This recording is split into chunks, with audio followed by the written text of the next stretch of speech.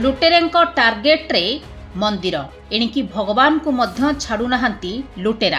केन्दुझर जिला घसीपुरा थाना बेलबाहाली ग्राम रे जगन्नाथ मंदिररू लक्षाधिक टंकार देवादेवींक अलंकार सह हुंडी भांगी नगद टंका नहीं जाइछंती लुटेरा। अभियोग अनुजाई गतकाली विलंबित रातिरे दुर्बृत्त माने बेलबाहाली ग्रामर जगन्नाथ मंदिर रे चोरी करिसंती। जगन्नाथ मंदिर रे थिबा पार्श्व देवादेवी माँ विमला, माँ लक्ष्मी, प्रभु श्रीराम को मंदिररू लुट होईची। दुर्बृत्त माने ताला भांगी माँ लक्ष्मींकर रूपा मुकुट, चिता, जगन्नाथकर रूपा मुकुट, सुना चिता एभली 3टी मुकुट 5ରୁ 6ଟି चिता लुटि नेइछंती। एहा सहित मंदिर रे थिबा 5टी हुंगी भांगी दान टंका मध्य नहीं जाइछंती। राति 2टारे जणे भक्त मंदिर सफा करने को आसीथिबा बेले चोरी हेइथिबा देखि ग्रामवासी को खबर देथिले।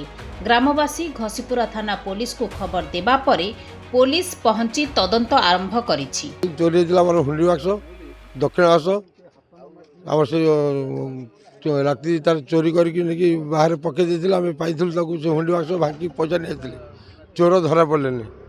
ताबे काली राति चोरी हेछि हमर टोटाल से सुना आ रूपा मुकुट हुंडी बाक्स 5टा किछि पूरा सफा सब माँ को बेकरू सब ताड़ी नहीं पड़े। आज सेमती टंका गणा आम सुना रूपये 3 लाख पर हम टंका गणा 5टा हुंडी जहाँ पैसा बाहर। जगन्नाथ मंदिर माँ विमला मंदिर लक्ष्मी माँ मंदिर राम सीता मंदिर काली किसी दुर्बृत्त राति पशि मंदिर ठाकुरंकर सबू गहना सुना रूपा अन्यान्य जहाँ आउ हुंडी बाक्स 5टा हुंडी बाक्स सबू राति नहीं जाइछन्ती। मंदिर राति 2टारे जड़े आम रोदना बोली से राति 2टा 2:30 भितर सी आसे सफा करने से जो मंदिर परिवेश भितर से सफा पानी पानी ढाली सफा करे। जो सफा करते आसी देखला हुंडी बाक्स ना चाबी भंगा होती। जगन्नाथ मंदिर भी चाबी भंगा होती। आमर विमला मंदिर भी चाबी भंगा होती। आउ राम मंदिर चाबी भंगा होती।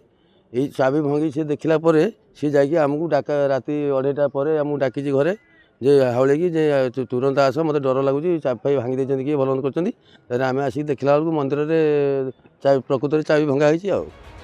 केन्दुझरु मनोज कुमार घिसिंक रिपोर्ट खबर ओडिशा।